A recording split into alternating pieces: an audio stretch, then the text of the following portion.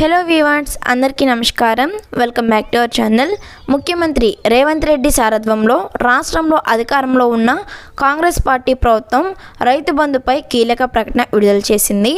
రాష్ట్రంలో ఉన్న లక్షలాది మంది రైతులకు పెట్టుబడి సాయం కింద ఆర్థిక సహాయాన్ని అందచేయడానికి గతంలో కేసీఆర్ ప్రభుత్వం అమలు చేసిన ప్రతిష్టాత్మక పథకం ఇది.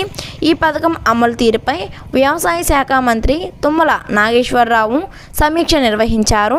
ఆర్థిక శాఖ ప్రత్యేక ప్రధాన కార్యదర్శి, వ్యవసాయ శాఖ కార్యదర్శితో సహా రైతు బంధు అమలుతో ముడిపడి ఉన్న వివిధ శాఖల అధికారులు, విభాగితులను ఇందులో పాల్గొన్నారు. సమావేశం ముగిసిన అనంతరం దీనిపై ఓ ప్రకటన విడుదల చేశారు తుమ్మల నాగేశ్వరరావు.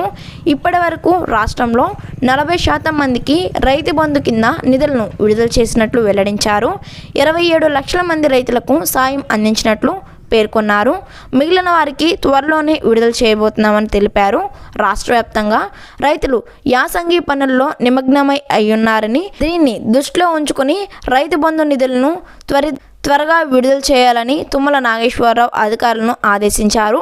ఈ నెల 8వ తేదీ నుంచి నిధుల పంపిణీని చేపట్టాలని సూచించారు. ప్రతిరోజు నిధుల పంపిణీ చేపట్టాలని పేర్కొన్నారు. దీనికి సంబంధించిన ప్రణాళికను అందచేయాలని, నిధుల విడుదలలో జాప్యం చోటు చేసుకోకూడదని అన్నారు. సంక్రాంతి పండుగ తర్వాత తాను మరోసారి రైతు బంధు పథకంపై సమీక్ష సమావేశాన్ని నిర్వహిస్తామని తుమ్మల చెప్పారు. రైతాంగ సమక్షం వ్యవసాయానికి తమ ప్రభుత్వం అధికార ప్రాధాన్యత ఇస్తుందని చెప్పారు. సో చూసారు కదా వ్యూవర్స్, మనకైతే ఈ యొక్క రైతు బంధు అదే పథకానికి సంబంధించిన అమౌంట్ అనేది రైతులకి 8వ తేదీ నుంచి, అంటే మనకు రేపటి నుంచి కూడా ఈ యొక్క అమౌంట్ అనేది పంపిణీ చేయడం అయితే జరుగుతుంది.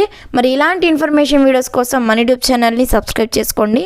వీడియో నచ్చితే లైక్ చేయండి. ఇన్ఫర్మేషన్ ఉండకుంటే మన యూట్యూబ్ ఛానల్ని సబ్స్క్రైబ్ చేసుకోండి.